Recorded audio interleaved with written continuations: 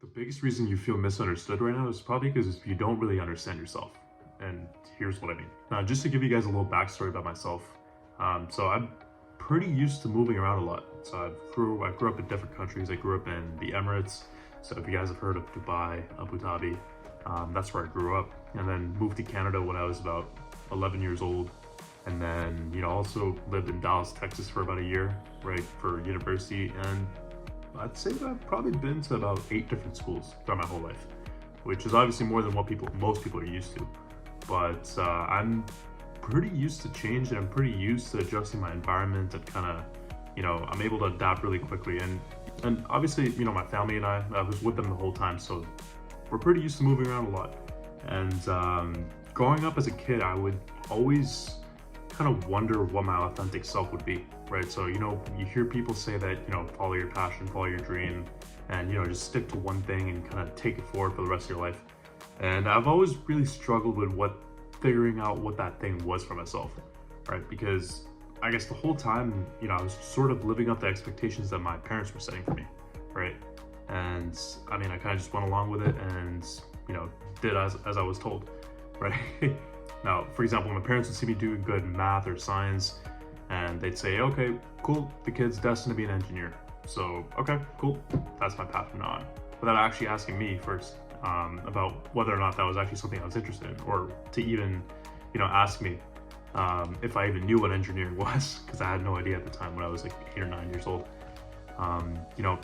Another example would be like, hey, listen, my kid is good with people, right? He loves making friends, and he's good at making people laugh, for example, right? So maybe he should be like in a leadership position, right? Or maybe he should be leading some sort of a group, for example. And this one's probably going to shock them if they're watching this video, but they also made me play tennis for 8 years. And honestly, like I don't really hate tennis, but I don't really like it that much either.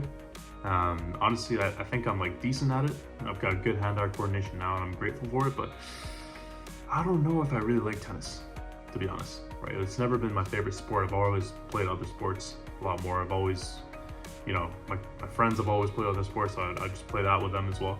So I've never really been into tennis at the same time, but it's something that my parents kind of set an expectation for me, and I kind of just went along with it. And chances are you probably relate to the same thing too. Now, I'm not exactly complaining or blaming anyone for my circumstances, because honestly, I don't think I'm in a bad position at all. I think, I'm actually pretty fortunate to have all these opportunities and have all these experiences, at a young age. But I'm just pointing out the fact that, I'm just aware that I've just been living according to other people's standards or perceptions or expectations, right? It's never really just been about myself. I never really got a chance to like kind of look inwards and kind of dig deep and see exactly what's going on, right? And what would actually drive me forward. And chances are you guys are probably experiencing the same thing, especially if you're in your teens or your 20s.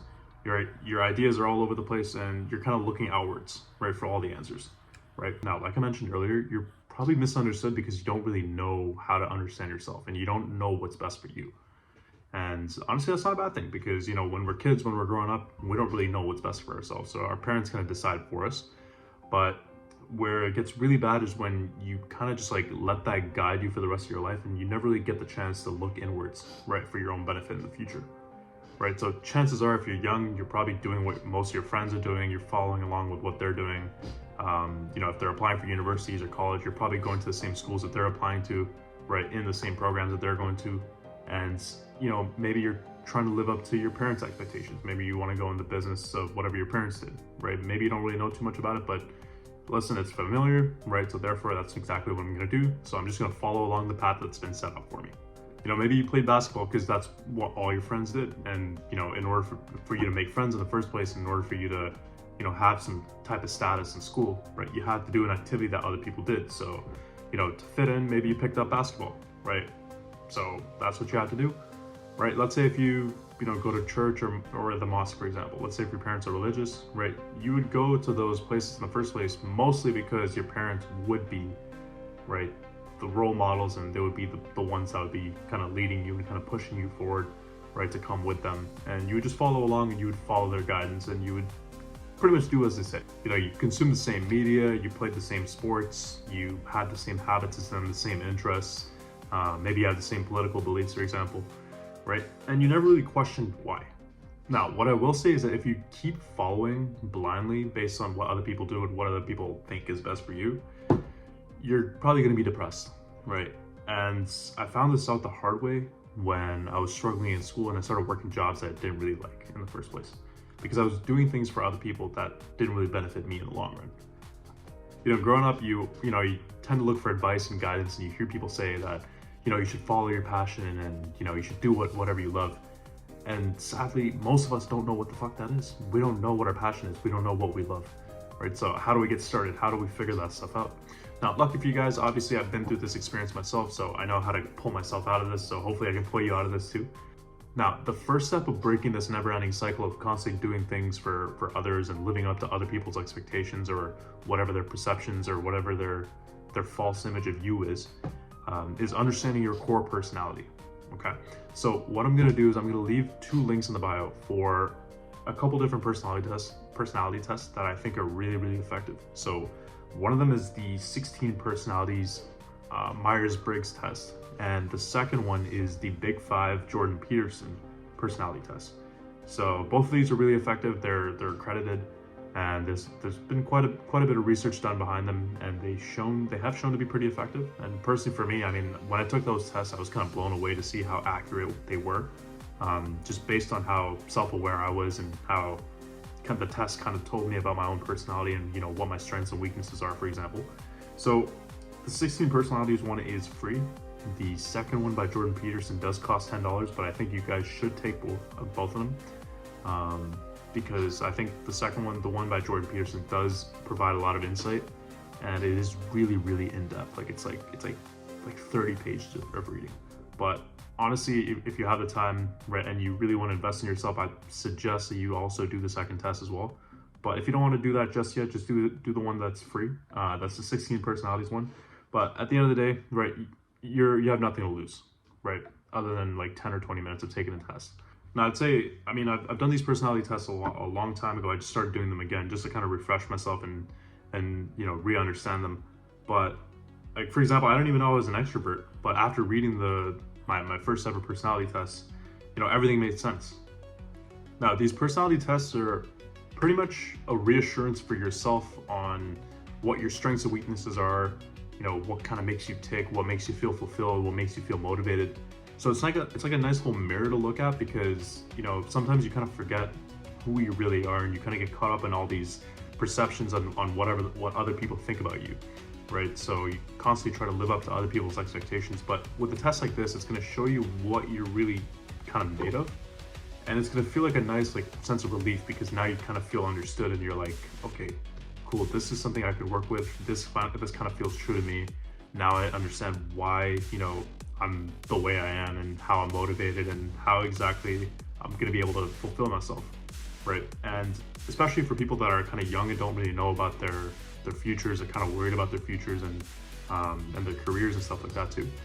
Now, these tests also do give you some career advice as well. So they would tell you that, they'll tell you certain careers that you would be excelling at, you'd be, naturally just good at, for example, based on your personality type, right? So for example, for myself, as someone that's high in extroversion and intuition, right, they said I'd be effective at sales, and that's where I'm at right now, and I'm pretty happy.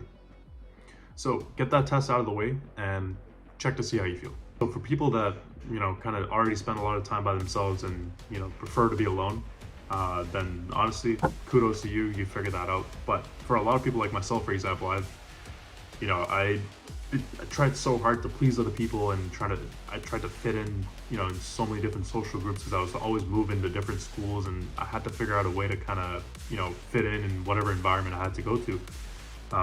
So if you're like that and you constantly rely on other people for your own self-assurance, because you end up pleasing people, sometimes that can be a bad thing as well. What you're going to do now is you're going to spend a lot of time by yourself. Okay. So let's say if you're a person that doesn't really spend time with other people, and you don't like to socialize, and you like to spend time alone, then honestly, I think, well, you're pretty much all set over here. It looks like you're going to be spiritually awakened one day. But the reason I'm talking about this is, for the other people that, have a lot of friend groups, they like to socialize a lot, and, you rely on other people for your own self-assurance, and a lot of your activities and your hobbies are associated with other people, then I think this advice would be better for you. Now, it might be a little uncomfortable for you right now, but now that you have a better understanding of what your personality is actually like, what's crucial is finding out what you like and what you dislike based on your own interests. And that has to be done without other people, because otherwise you're going to be stuck in this constant people-pleasing cycle, right? So now you have to figure out what works for you individually. So let's pick an activity like watching movies in a theater, for example, or playing basketball. And ask yourself, do you really even like doing these things in the first place, right? Or have I just done these things, the whole time just to make other people happy, or just to spend some time with other people, but it was more just about the other people. It's not really about the activity itself. So here's what I did.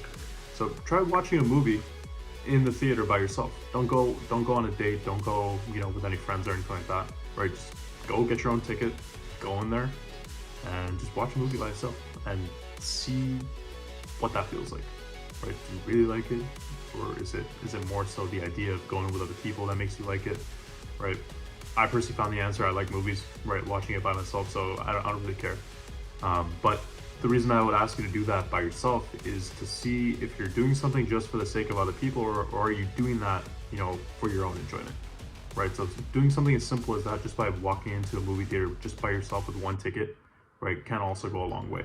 Or let's say it's a video game that you normally play with your friends, right? So, try just playing it by yourself for a couple hours, see if you actually like it, right? Because a lot of times, people, they get caught up in the whole video game thing, and a lot of people don't actually enjoy playing video games, funny enough, right? I've gone through the same thing. There's been a ton of games I've played in the past where I didn't really enjoy them. It was more so the idea of playing it with my friends was really the enjoyment part.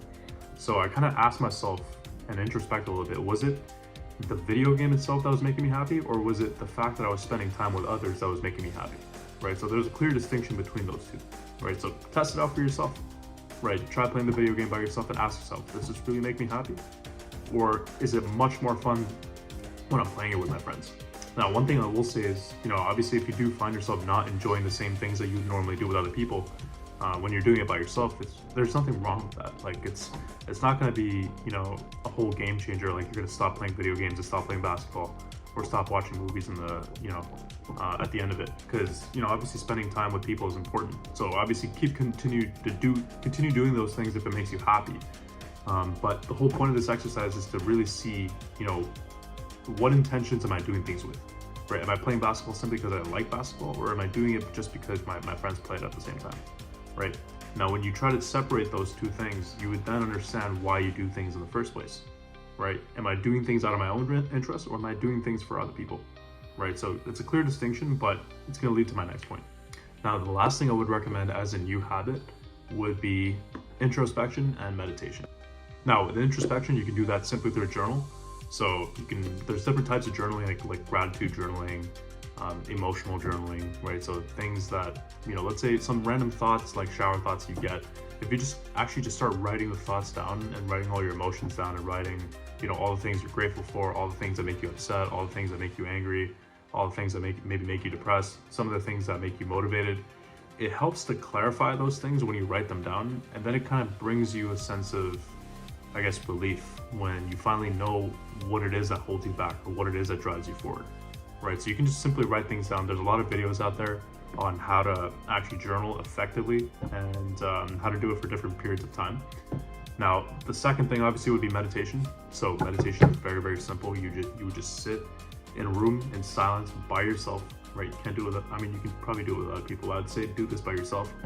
Sit in silence for 10-15 minutes and just observe your thoughts. Observe what's going on in your head, and observe exactly what's going on deep down there. Now, all these things, they may take some time if you're trying to notice a change between who you are now and who you could be in the future. And it could get a little uncomfortable, but at the end of the day, when you meditate and when you introspect, funny enough, you actually get a lot more comfortable with yourself. And you start to like spending time by yourself, funny enough.